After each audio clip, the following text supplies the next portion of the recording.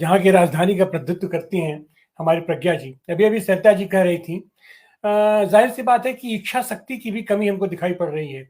एक जगह तो गुजरात में गुजरात का विधायक जिग्नेश के एक भाषण पर असम में एफआईआर दर्ज होती है और वहां का मुख्यमंत्री, वहां की सरकार आकर के गुजरात से उसको उठा ले जाता है और वहां उसको ले जाके बंद कर देता है थाने में। और थाने में बंद अभियुक्त के ऊपर चार्ज लगता है कि एक दूसरे थाने की महिला के साथ उसने छेड़खानी कर दिया और उसकी जमानत होने के बाद फिर उसको बंद कर दिया जाता है।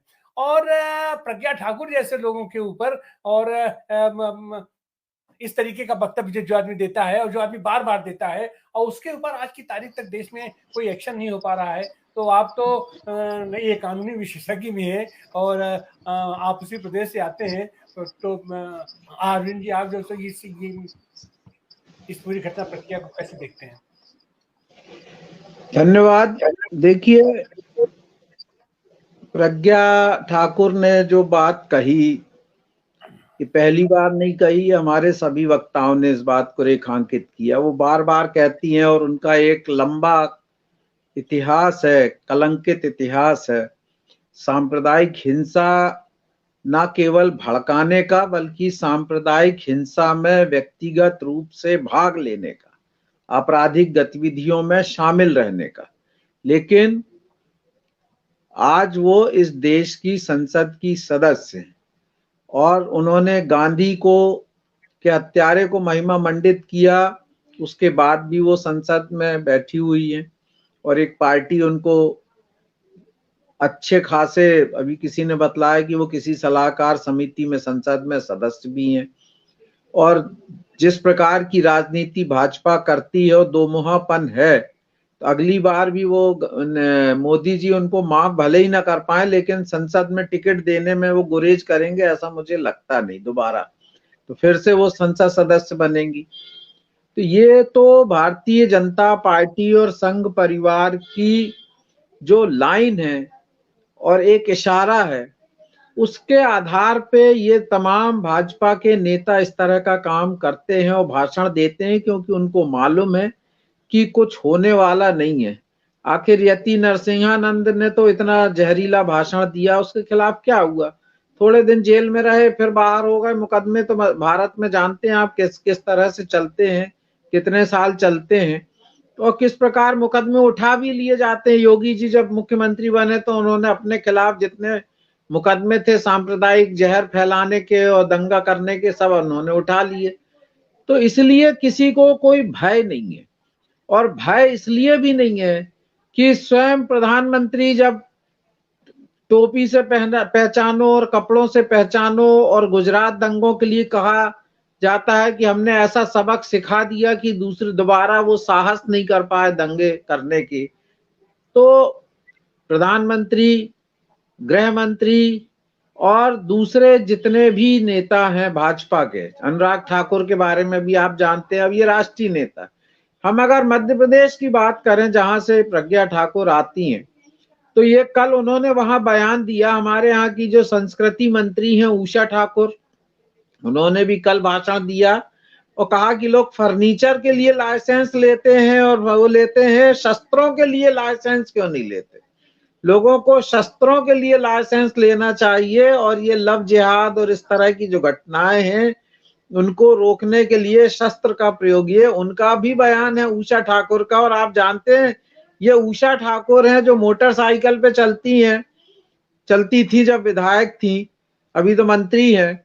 और इंदौर और आसपास के क्षेत्रों में जो गरबा हुआ करता है दशहरे के समय, उसमें मुस्लिम नौजवान प्रवेश ना कर सके, इसका अभियान चलाया था, जो ऐसे एक हिंसक उसमें तब्दील हुआ। जो हर साल उस तरह की हिंसा होती है जब गरबा में कोई मुस्लिम युवक को या मुस्लिम व्यक्ति को ढूंढा जाता है और फिर उसके साथ मारपीट की जाती है।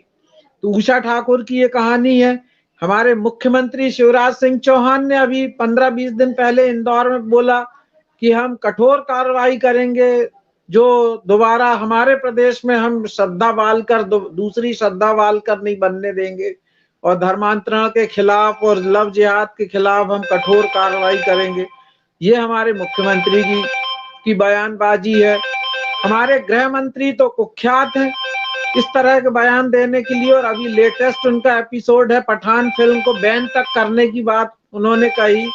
शाहरुख खान के बारे में बोला और दीपिका पादुकोण को बोला कि ये जेएनयू गई थी और ये टुकड़े टुकड़े गैंग की सदस्य हैं और ये सांप्रदायिक हिंदुत्व की भावना को आहत पहुंचाती है। ये हमारे गृह मंत्री महोदय का, हमारे जो मंत्री हैं भोपाल के ही विश्वास सारंग, आप उनके बयान सुन लीजिए। तो मैं कहना ये चाहता हूं कि ये तो पूरा एक सिलसिलेवार और सुनियोजित काम है और ये बढ़ेगा जैसे जैसे 2024 के चुनाव नजदीक आएंगे। और ये इसलिए भी बढ़ेगा कि थोड़ा सही, देर से सही, लेकिन ये एक हकीकत है कि अब एक हिस्सा जो है जनता का, या जो इनके भाषण सुनता था और इनके प्रभाव में था, वो अब थोड़ा लोगों से इनसे ऊबने भी लगा है और इनसे थोड़ा सा छिटकने भी लगा है। ये दिखता है जब आप सोशल मीडिया पे जाएंगे तब आपको दिखेगा कि जो लोग सांप्रदायिकता के खिलाफ जो अभियान चलाने वाले, जो बोलने वाले जो पत्रकार और सोशल मीडिया है, चाहे वो आरफा खानम शेरवानी से लेके और अजीत अंजुम और रवीश कुमार और पुण्य प्रसून वाजपेयी, अभिसार शर्मा, इनके जो व्यूअरशिप है, फॉलोइंग है, उसको अगर आप देखेंगे तो आपको पता चलेगा कि काफी लाखों, दसियों लाख लोग जो है इनको फॉलो कर रहे हैं और इनको सुन रहे हैं और इनकी बातों को पसंद कर रहे हैं। भारत जोड़ो यात्रा के बारे में डॉक्टर साहब ने बोला कि अलग से करेंगे, ठीक बात है, लेकिन मैं समझता हूं कि इसका भी कुछ ना कुछ असर तो भारत की राजनीति पे और सांप्रदायिक राजनीति पे थोड़ा बहुत असर तो पड़ा। हालांकि मैं उनकी बात से, राहुल गांधी की जो वो प्यार मोहब्बत से समझाएंगे और करेंगे, मैं इस बात से पूरी तरह एग्री नहीं करता हूं। ये तो बहुत जहरीले सांप हैं, इनका तो जब तक मुंह रगड़ा नहीं जाएगा ये सुधरेंगे नहीं। लेकिन बहरहाल उसका भी एक असर है।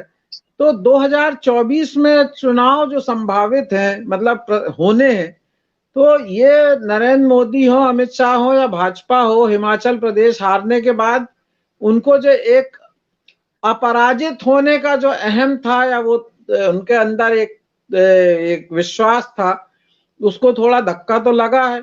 दिल्ली में भी हारे, आज वहां भी हारे, उपचुनावों में भी हारे, तो उनका तो एक ही यूएसपी है और इसलिए वो उसके अलावा वो कुछ कर नहीं सकते कि हिंदुत्व के और नफरत के जहरीले उसको और ज्यादा से ज्यादा फैलाएं। तो इसलिए ये घटनाएं आने वाले दिनों में और बढ़ेंगी। इस तरह की भाषणबाजी हमेशा ही होती है और ये और ज्यादा बढ़ेगी।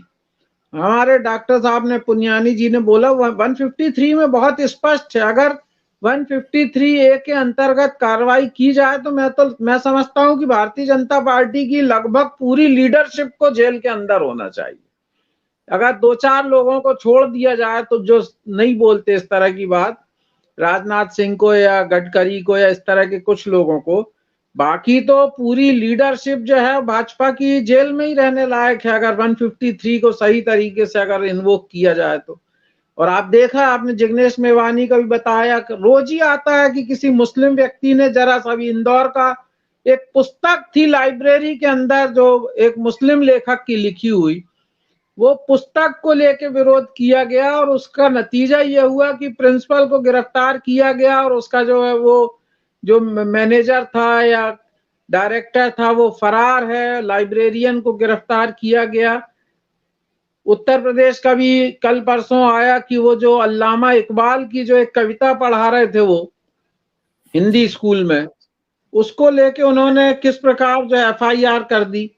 तो ये तो इनका सदा चलने वाला वो एक तरफा वो है।